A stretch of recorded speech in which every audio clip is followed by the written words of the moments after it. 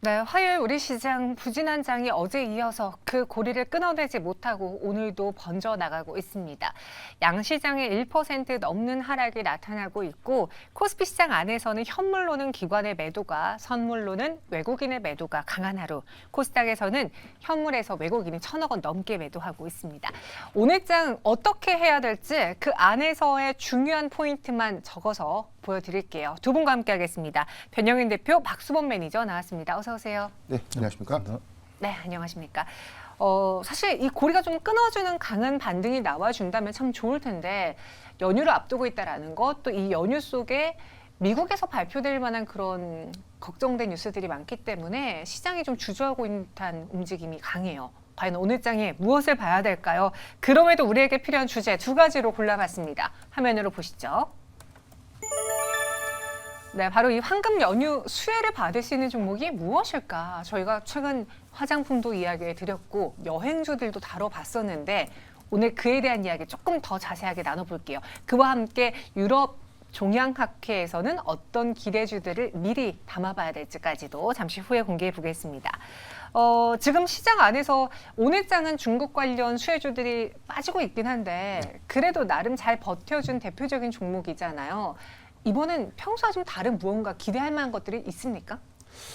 좀 매우 좀 아쉬운 부분이 사실 이 황금연 특수 기대감들 좀 일정 매매 관점에서 굉장히 수급적인 측면이나 모멘텀 관점에서도 기대를 모을 수 있는 섹터가 바로 이제 중국 관련 6호 이 귀한 종목들인데 이게 사실 증시의 어떤 이 현재 조정 흐름에 따른 영향으로 좀 작용하면서 힘을 좀 못 내고 있는 모습이 좀 있습니다. 근데 뭐 비단 이 테마뿐만이 아니라 전체적인 어떤 시장의 상황들이 굉장히 뭐 수급적인 어떤 이탈 측면 그리고 투자 심리가 좀 위축되는 측면 때문에 조정받고 있지만 그럼에도 불구하고 저는 3분기 내지는 뭐 4분기의 실적 관점에서의 단순한 뭐 중국 관련 기대감이 아니라 이제부터는 중국인들의 어떤 소비 행태에 따라서 기업의 어떤 종목 수혜가 좀 달라질 것 그리고 이에 따른 어떤 실적 기조를 우리가 좀 잘 주시해 나간다면 중국 소비주 저는 뭐 오늘 같은 조정 장에도 좀 모아갈 수 있는 장이다라고 판단해봤습니다. 실적 관점으로 옥석 가리기 접근을 해본다면은 오늘같이 조정을 받는 날에도 매수할 만한 종목이 있어 보인다라는 의견입니다. 그럼 그 안에서 두 분의 선택은 어떨지 각각의 또 투자 성향을 알아볼 수 있는 시간이거든요. 탑3로 만나볼게요. 변영인 대표는 호텔신라와 파라다이스, LG생활건강을 꼽았고요. 박수범 매니저는 코스맥스와 AVCNC 그리고 마지막으로 GK를 선정을 했습니다. 역시나 두 분의 종목이 겹치진 않아도 섹터 테마는 겹치는 것 같아요. 화장품이 있고 카지노가 있는데 박수범 매니저 저 세 가지 종목 어떤 기준으로 골랐습니까? 일단 지금 현재 유커가 실제적으로 많이들 국내에 지금 현재 들어오고 있고 그 인바운드 시장에서 차지하는 비중이 상당히 좀 커지고 있는 건 사실입니다. 네. 뭐 바로 앞에 보면 이제 명동이 있는데 명동 앞을 뭐 지나가더라도 과거에 비해서는 상당히 작년 대비해서는 많은 중국인들이 실제적으로 좀 많이 좀 보이고요. 뭐 그렇다면 중국인들이 국내에 들어오게 된다면 아무래도 이제 쇼핑이라든지 그리고 그에 이제 지역 로컬마다 이제 문화재가 또 많이 있지 않습니까? 뭐 그런 축제라든가 그리고 먹거리라든가 이런 부분에 있어서도 많은 소비가 좀 이루어지고 있다라는 부분들에 있어서 화장품 쪽도 일단 단기적으로 좀 괜찮은 흐름을 보여줄 것이다라고 좀 판단했고요. 네. 자 그리고 뭐 중국의 VIP 고객들 같은 경우에는 또 어떻게 보면 마카오라든가 이런 곳에도 또 많이 가지만 실제로 국내에도 많이 또 들어오는 편입니다. 그렇죠. 그렇기 때문에 이 황금 연휴를 이용해서 VIP 고객들이 들어와 준다면 아무래도 드랍액이 좀 많이 상승하고 그에 대한 매출과 영업이익을 크게 증가시킬 수 있다는 부분에 있어서 카지노 쪽 종목도 하나 선택하게 되었습니다.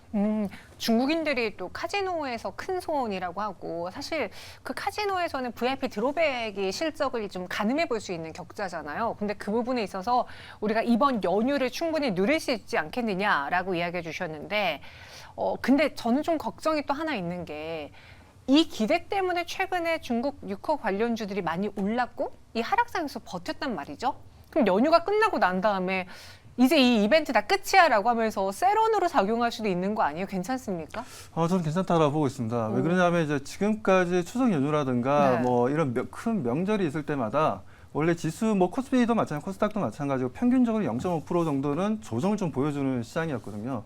하지만 이번 조정 같은 경우에는 이제 글로벌 증시와 맞물리면서 큰 조정이 좀 만들어지긴 했지만 또 그리고 항상 이런 긴 연휴가 끝나고 나면 시장이 다시 한번 좀 상승하는 게 평균적인 움직임이었습니다. 그렇기 때문에 지금 현재 투자 심리라든가 여러 가지 악재가 좀 작용하고 있고 그에 대한 이제 신용 물량도 좀 줄어들고 있고 그리고 고객 예탁금도 지금 현재 뭐 줄어들고 있다 보니까 아무래도 시장의 어떤 뭐 총알이라고 해야 되나요? 수급적인 부분들이 좀 많이 약해진 건 사실입니다. 하지만 오히려 저는 내일 같은 경우에는 좀 강한 상승 흐름을 좀 보여줄 수도 있다라고 좀 보고 있어서 오히려 휴일이 지나고 나서 세론이 아니라 실질적인 상승의 실적에 대한 기대감이 움직여줄 수 있는 종목들이 좀 더 올라갈 가능성이 높다라고 판단하고 있습니다. 단순히 기대가 아니라 실적으로 찍혀준다면 연휴 끝나고 나면 또 우리 3분기 실적 시즌 준비해야 되거든요.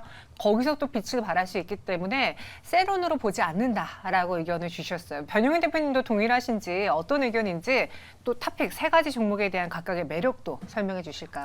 네, 우선 뭐 호텔신라를 최선호 픽으로 좀 고르게 된 배경은 만약에 이 중국 단체 관광 허용이 뭐 이제 막 가시가 됐다면 저도 화장품 섹터를 좀 최선호주로 좀 골랐을 텐데 네. 일단 뭐 이런 기대감들이 좀 선반영됐다. 이 화장품 섹터가 소형주 위주의 시세를 좀 강하게 됐거든요. 이에 따라서 차익 실현 이후에 현재 뭐 추세 어느 정도는 좀 지지해주고 있는 모습들은 보여주고 있지만 차익 실현 매물 출현은 지속되고 있다는 점. 그리고 이 부분이 아직 실적에서 이 3분기 내지 뭐 4분기에 확연한 실적으로 좀 우리가 반영된다. 이 부분도 확증할 수는 없다. 이런 관점에서는 오히려 저는 이 호텔신라의 어떤 매력도 관점에서는 이번에 유커의 어떤 이 한국의 어떤 입국은 사실은 2016년도를 좀 기점으로 봤을 때 중국향 비중이 굉장히 높았던 네. 호텔신라의 어떤 매출 포지션. 전체 면세사업 부분의 81%가 면세사업 부분에서 매출이 이루어지고 있는데 65%가 바로 중국향 비중이었습니다. 이 부분이 저는 특수로 좀 작용할 것이다. 물론 3분기에 시장의 컨센서스 뭐 상에 하회할 수 있다는 어떤 전망들이 좀 나오고 있지만 이 부분은 이 본업을 좀 준비하기 위한 어떤 프로모션 행사에 따른 어떤 이 감소 요건이지 4분기부터는 오히려 이런 기대감들을 충분히 충족시킬 수 있다라는 어떤 관점에서 호텔신라를 좀 골라봤습니다. 두 번째는 파라다이스인데 일단 2016년도 기점에서는 굉장히 카지노 매출 부분의 어떤 이 호전, 이 부분이 뭐 GKL이나 롯데 관광 개발에 비해서 좀 매력도 좀 있다라고 좀 판단해봤는데 만약에 이번에 이 VIP의 어떤 입국 이후에 가세대 실적 분이 있다면 2016년도 기존 실적 대비했을 때 약 400억 정도의 추가적인 영업이익이 좀 계상될 수 있다. 이게 4분기 반영된다면 지금 파라다이스도 사실 뭐 주가가 좀 크게 오른 구간은 없다라는 관점에서 매력도가 있다라고 좀 판단해봤습니다. 마지막으로 LG 생활건강을 픽하게 된 부분은 사실 뭐 상반기에 이 화장품 빅2의 이 주가 희비가 좀 달랐죠. 뭐 아모레 퍼시픽의 경우에는 뭐 북미양 시장 이 파이가 좀 더 커지면서 실적적으로 좀 선방을 했는데 LG 생활 건강의 경우에는 중국향 매출 비중이 아직도 높다 보니까 영향을 받았습니다. 근데 3분기 기점에선 오히려 지금 색조 화장품 브랜드 인수 효과도 좀 가져간다면 4분기에 반드시 실적 개선 관점에서 모아가는 전략 유효하다 의견을 드리고 싶습니다. 네, 이렇게 황금 연휴 수혜주 탑3를 봤는데 박수근 매니저님. 네네. 우리 변용인 대표님의 종목이 호텔신라, 파라다이스, LG생활건강이에요. 네네. 이 중에서 하나를 뺏어올 수 있다면 어떤 종목이 매력적으로 보이십니까? 저는 지금 파라다이스가 좀 좋아 보입니다. 파라다이스가요? 네네. 왜요?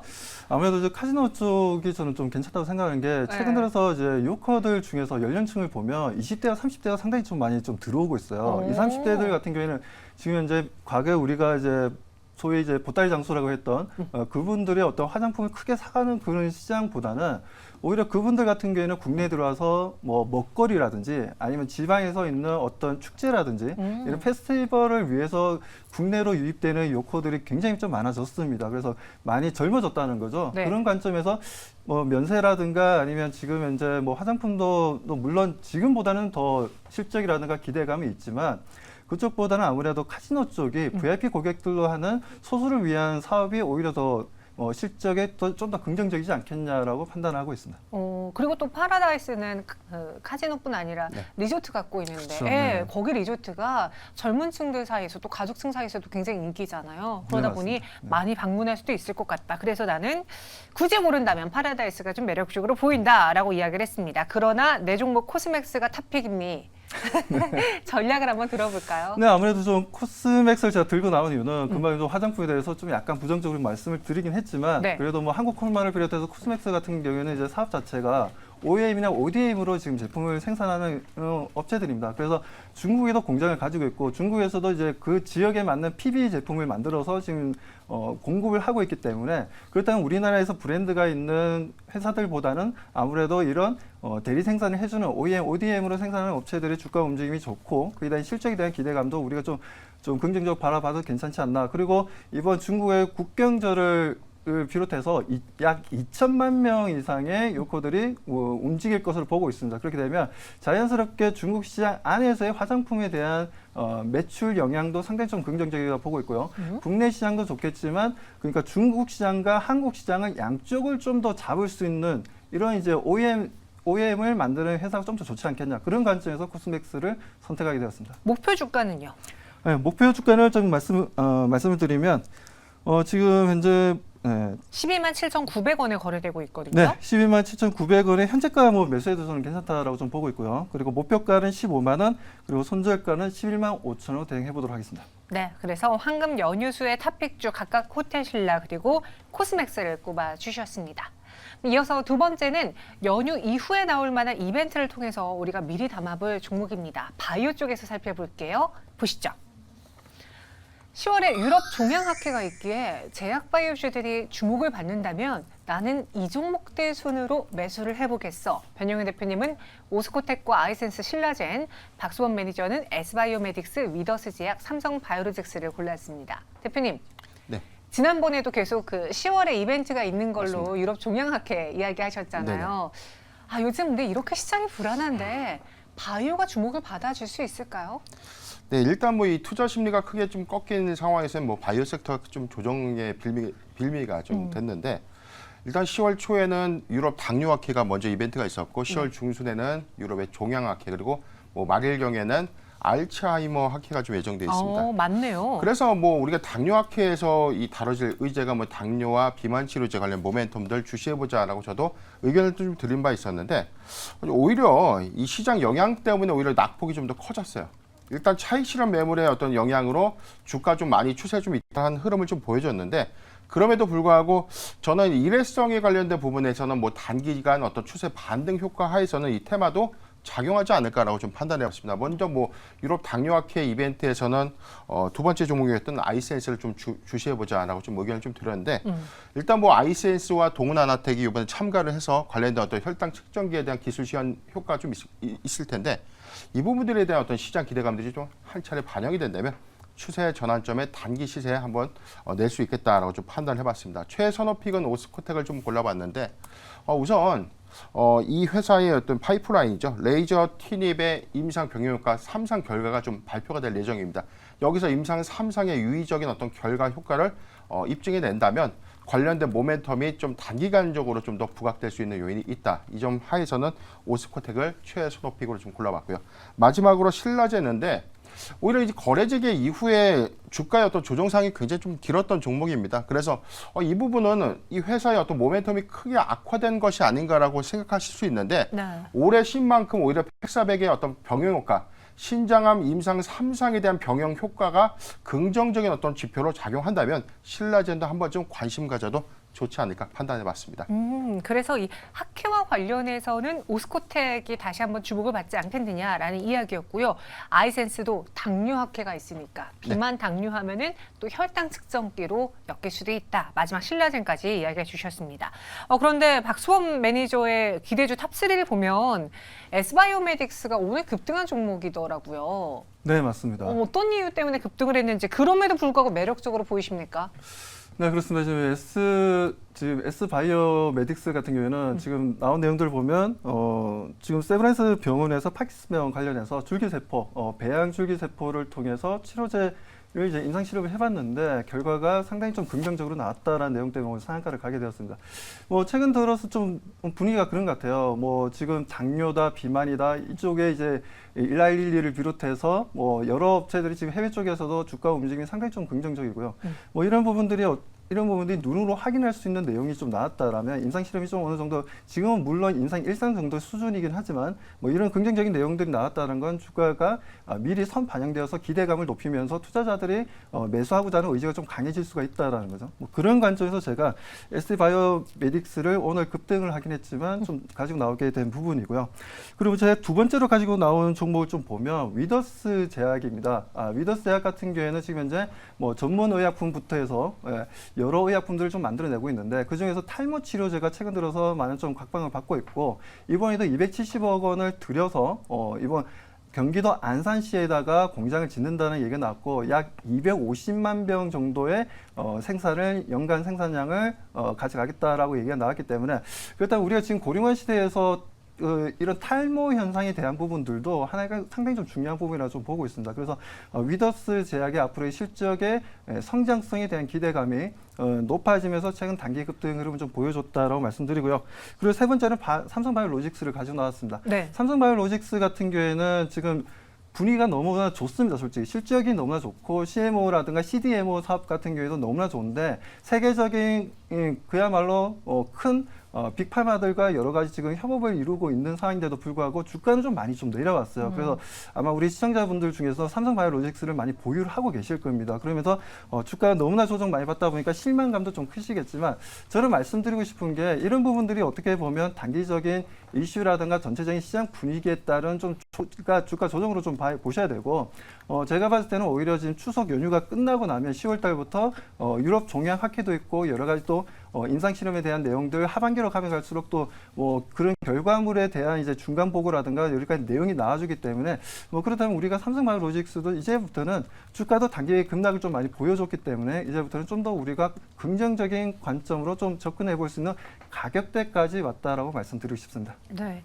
최근에 그 2차 전지와 반도체 서로의 시소 싸움 이후에 그다음 대안으로 떠올랐던 게 바이오였거든요. 네. 그런데 지금 전 세계적으로 좀 시장이 불안불안하고 또 여기에다가 연휴를 앞둔 수급 공백이 나타나니 제약 바이오주들이 좀 속절없이 무너지고 있는 그런 추세입니다. 그래서 이제 실적도 좋을 만한 삼성 바이오로직스마저 80만 원대에서 지금 68만 원까지 쭉 내려오는 모습이었는데 그럼에도 두 분은 앞으로 10월에 이벤트가 많기 때문에 연휴 끝나고 시장이 살아난다면 이 제약바이오도 움직일 것이다라는 기대를 아직까지 놓지 않고 있습니다. 탑픽에 대한 가격 전략 들어보자면 오스코텍 어떻게 볼까요? 네, 지금 오늘 이 조정장에도 불구하고 지금 0.18% 뭐 보합 상승 마감할 것 같은데요. 지금 저는 26,000원에서 27,000원 구간, 뭐 종가 기준도 괜찮습니다. 26,000원에서 27,000원 구간, 목표가는 32,000원, 손절가 25,000원을 제시해드리겠습니다. 네, 오스코텍이었고요. 박수범 매니저의 S바이오메딕스 오늘 급등했으니까 전략을 좀 꼭 들어봐야 될 것 같네요. 네, 오늘 상한가를 들어가서 네. 상한가를 들어가서 좀 당황스럽게 합니다만 아무튼 뭐 실질적으로 실적이 가파르게 좀 성장성을 보여줄 수 있다는 기대감이 좀 묻어나 있다라고 보여지고요. 뭐 그렇다면 지금 현재 가격도 제가 봤을 때는 뭐 대응이 좀 가능하다라고 좀 보여지고요. 그리고 저는 원래 이제 만 원 전후로 좀 말씀을 좀 드렸는데 네. 뭐 상한가를 가서 그 부분 좀 수정 말씀드리고 그리고 목표가를 일단 단기적으로는 이제 13,000원 그리고 손절 가격은 8,000원으로 대응해 보도록 하겠습니다. 네, 한 1시 40분 정도쯤부터 상한가에 안착이 되어 있습니다. 그런데 풀리게 된다면은 충분히 매수해서 추후에 추가 상승도 노려볼 수 있는 종목이다. 목표 주가 13,000원 제시해드렸어요. 현재 코스피는 1.41%의 내림세를 동시효과 구간에서 보여주고 있고요. 코스닥도 1.37% 여전히 하락 면치 못하고 있는 가운데 827.65포인트까지 내려왔습니다. 동시효과 함께 확인해 보셨고요. 그럼 클로징 배 마감 플러스 지금 마감장 정리 시작해 보겠습니다.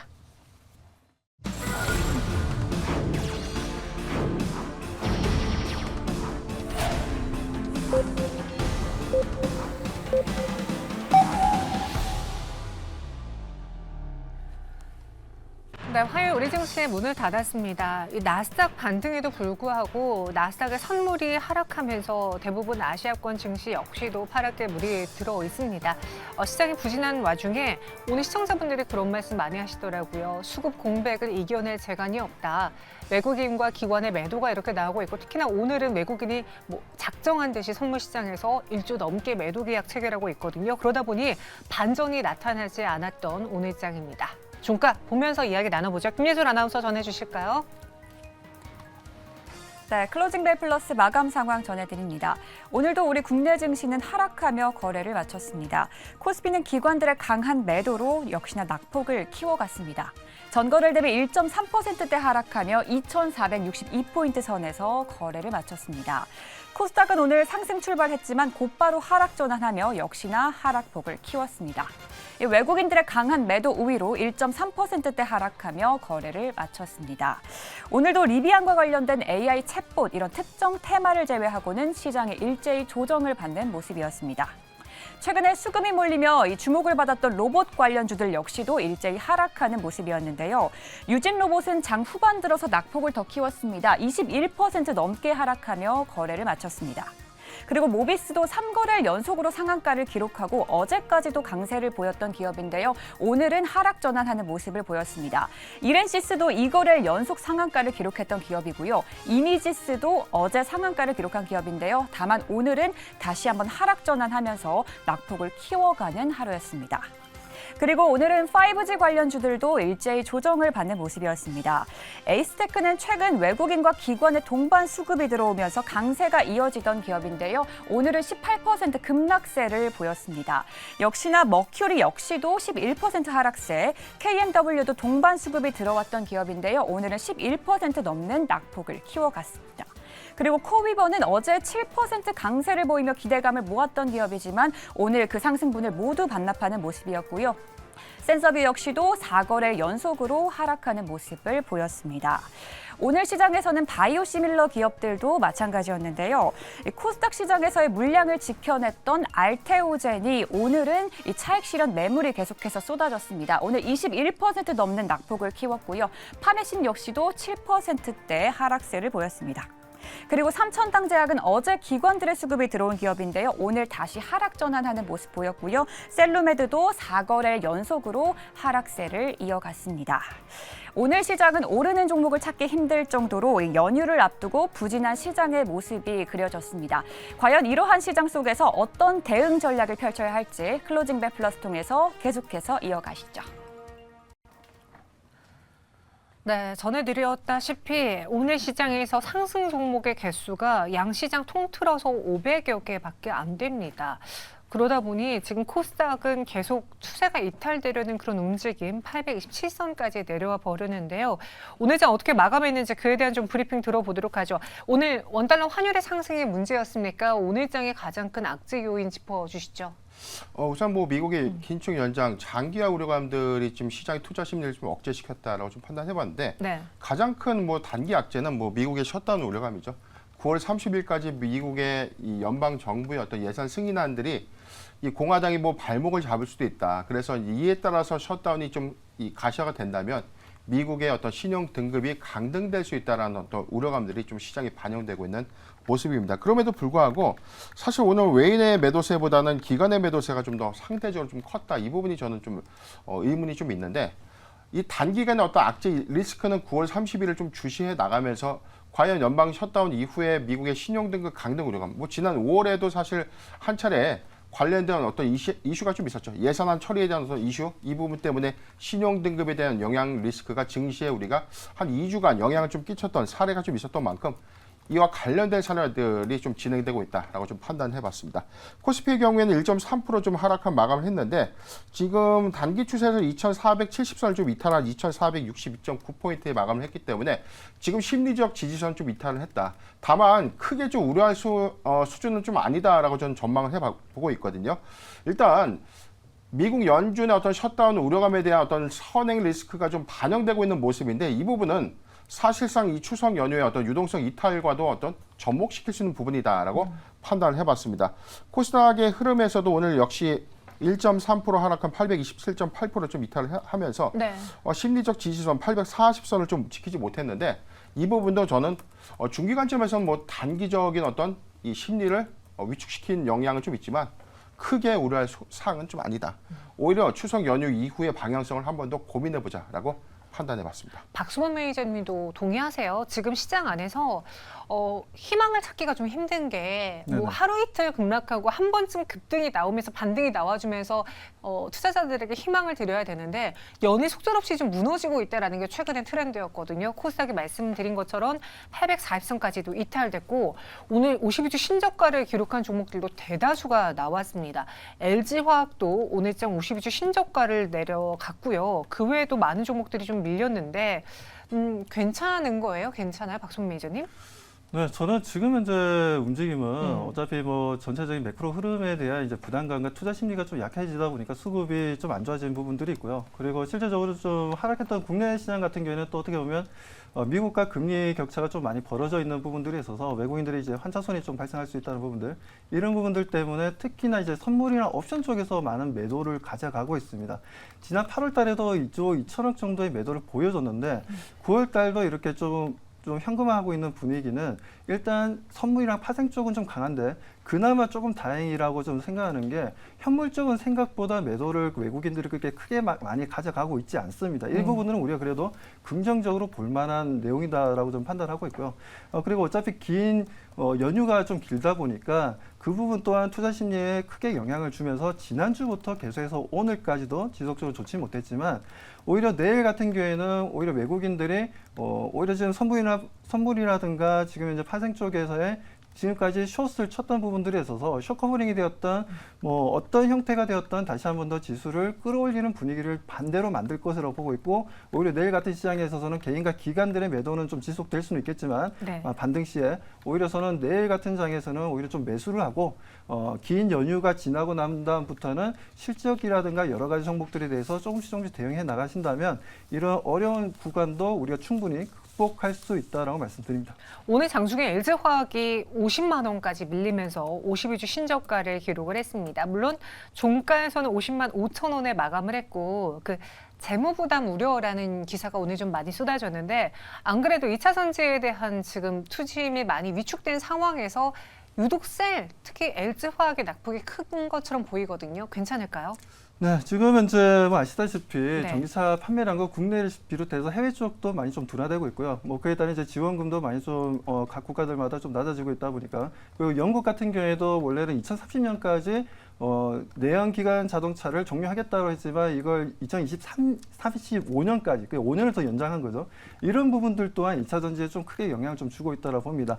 아무튼 LG화학이 최근에 많이 한골 탈퇴를 하면서 2차 전지 소재 쪽으로 좀 많은 사업 포트폴리오 변화를 좀 보여주려고 했던 부분인데 아무튼 그 내용들이 최근 2차 전지가 전체적으로 분위기가 안 좋아지면서 좀 내려오긴 했지만 그래도 2차 전지라는 사업 자체가 지금 당장에 또 어떻게 보면 전체적인 매크로 흐름이라든가 전체 투자 분위기가 좀 한 톤 다운이 되어 있는 건 사실이긴 하지만 이 부분들은 어차피 매년 꾸준하게 그래도 적어도 15% 이상의 성장성을 보여줄 것으로 보고 있고 또 이런 흐름들이 또 어느 정도 분위기가 조금 그러니까 분위기가 좀 더 완화된다면 저는 오히려 이렇게 주가들이 조정을 받을 때 한번 또 LG화학이라든가 이런 종목들도 계속해서 관심을 가지고 어느 위치에서 저점을 기술적으로 잡아줄지를 좀 보게 된다면 충분히 우리 개인 투자자분들도 LG화학이 최근 단기 급락을 하기 때문에 피할 종목이 아니라 오히려 우리가 관심을 가지고 어디에서 저점을 만들어줄지 그리고 동사의 지금 현재 PBR의 자산 가치 대비해서 주가의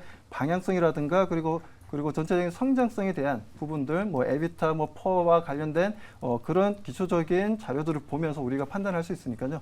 지금은 우리가 혹시나 가지고 계신 분들은 저는 추가 매수 시점을 좀 잡도록 생각 좀 해보시고 혹시나 LG화학이 없다 하시는 분들은 오히려 어디에서 저점을 잡아줄지를 좀 더 보면서 대응을 하신다면 저는 제가 봤을 때는 한 내일 정도면은 단기 저점을 좀 잡힌다라고는 좀 보고 있어요. 그렇기 때문에 그래서 저는 LG화학에 대해서는 일단 지금 위치보다는 주가는 더 올라갈 것이다라는 긍정적인 시각을 가지고 있다라고 말씀드립니다. 네. 반면에 오늘장에서 제가 오프닝에 말씀드린 것처럼 솔트웨어라던가 셀바스 헬스케어 몇몇 AI주들은 빨간불을 켰습니다. 솔트웨어는 아마존이 엔트로픽에 최대 40억 달러 투자 이야기가 나오면서 상한가에 멈춰져 있는데 아직 AI라는 그 기대 그리고 투자자들이 봐야 될 뉴스 남아 있는 겁니까? 오늘 어떻게 대응할까요? 네, 우선 뭐 10월 이벤트 하에서도 뭐 카카오가 뭐 초거대 생성형 AI 출시, 뭐 SK텔레콤도 마찬가지고요.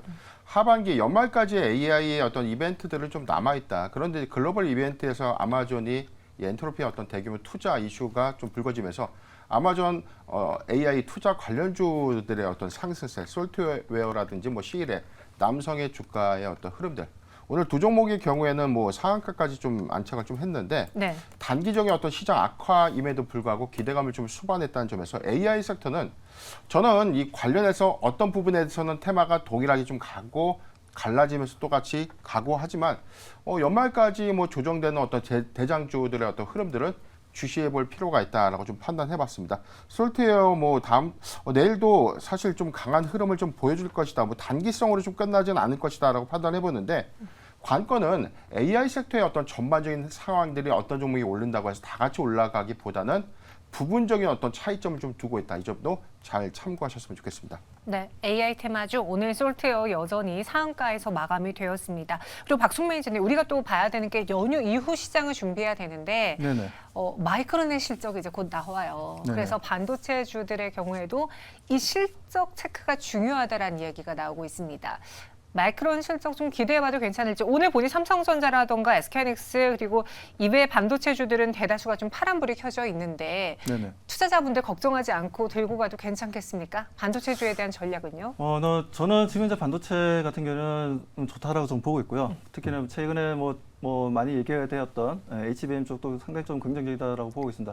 물론 좀 단기적인 조정을 좀 보여주고 있는데 뭐 최근에 보면 이제 도이치방크에서 삼성전자나 SK하이닉스가 아니라 마이크론을 좀 주시하고 관심 가져야 된다는 이제 매수 의견을 좀 낸 적이 있었습니다. 이번 네. 주에. 뭐 그렇기 때문에 저는 마이크론 또한 지금 어차피 미국에서 반도체법을 지금 현재 하고 있는 상황이고 그에 따른 우리나라 기업들도 지금 SK하이닉스, 삼성전자도 지금 미국에 이제 공장을 짓고는 있지만 아무튼 마이크론도 그에 따른 수혜가 되는 부분들이 좀 크다라고 판단하고 있습니다. 실적 또한 양호하게 잘 나올 것으로 보고 있고요. 그 부분들은 분명히 어느 정도 삼성전자와 SK하이닉스, 물론 전 세계 반도체 메모리 쪽은 삼성전자가 1등이고 SK하이닉스가 2등이긴 하지만 새롭게 지금 시장 점유율은 크지는 않지만 마이크론이 조금씩 시장 점유율을 좀 높여 나가면서 뭐 같은 시너지 효과를 좀 낼 가능성이 좀 높다라고 보고 있고 반도체 업황을 좀 돌릴 수 있는 분위기가 연출될 것으로 판단하고 있기 때문에 뭐 그렇다면 저는 마이크론이 실적이 긍정적으로 보고 있다면 분명 삼성전자, SK하이닉스도 같이 주가 상승 흐름에 대한 기대감을 가져가도 좋다라고 말씀드립니다. 네, 반도체주에 대해서도 여전히 기대 가져봐도 괜찮겠다입니다. 내일장 시장을 좀 미리 예측해 보자면은 우리는 어떤 키워드에 집중을 해야 될지 정리해 볼게요, 변영애 대표님. 예, 우선 뭐 단기 악재라고 좀 판단할 수 있는 미국 연방 정부의 어떤 셧다운 우려감들을 주시하면서 사실 뭐 이번 주까지는 저는 뭐 적극적인 어떤 매수 관점보다는 보수적 관점으로 접근하자라고 좀 의견을 좀 드리고 싶고 추석 연휴 이후에는 사실 3분기 실적에 대한 어떤 기대감들에 대한 선침의 종목, 이 과대 낙폭 구간 하에서의 이 성장성들이 좀 지속되고 있는 뭐 실적 성장주 내지 3분기 내지 4분기 턴 어라운드가 좀 예상되는 종목들의 선침에는 좀 유효하지 않나 판단해 봤습니다. 네, 3분기 실적 우량 조정주를 매수해 보자. 박수범 매니저님의 의견은요? 네, 저는 지금 뭐 내일 당장 시장에 대해서는 저는 네. 일단 틈틈이 좀 보고 있습니다. 기술적 반등이라도 나와줄 수 있는 시장이니까요. 우리 시청자분들 뭐 너무 겁먹지 마시고 아무튼 제가 뭐 서두에도 좀 말씀을 좀 드렸는데 개인과 기관의 매수는 좀 약할 수는 있어요. 네. 저는 외국인들이 내일 정도에는 다시 한번 좀 물량을 매수 관점으로 좀 더 대응할 가능성이 좀 높다라고 봅니다. 항상 보면 외국인들은 뭐 기관이라든지 개인 투자자분들이 투자 심리가 약해지고 뭐 끝까지 이런 분위기가 많이 만들어졌을 때 항상 반대로 지수라든지 올리는 경우가 좀 많았기 때문에 오히려 그런 기술적인 탄력적인 부분들에 있어서 외국인들의 매수를 좀 기대하고 있습니다. 그렇기 때문에 만에 하나 내일 제가 말씀드린 대로 외국인들 매수에 따른 지수가 반등을 준다면 오히려 저는 우리 개인 투자자분 지금 매일경제TV를 보고 계신 시청자분들은 절대 주가가 반등을 줬다고 해서 매도하지 마시고 그래도 구정을 넘겨서 추가적인 움직임을 보고 좀 매도 시점을 잡아 나가자라고 말씀드립니다. 네, 알겠습니다. 외인의 단기 쇼커버링이 기대가 된다. 내일장 그래도 상승하지 않겠느냐라는 전망이었어요. 두 분과 함께 오늘 정리와 내일장 예측해봤고요. 여기서 인사드릴게요. 설명 고맙습니다.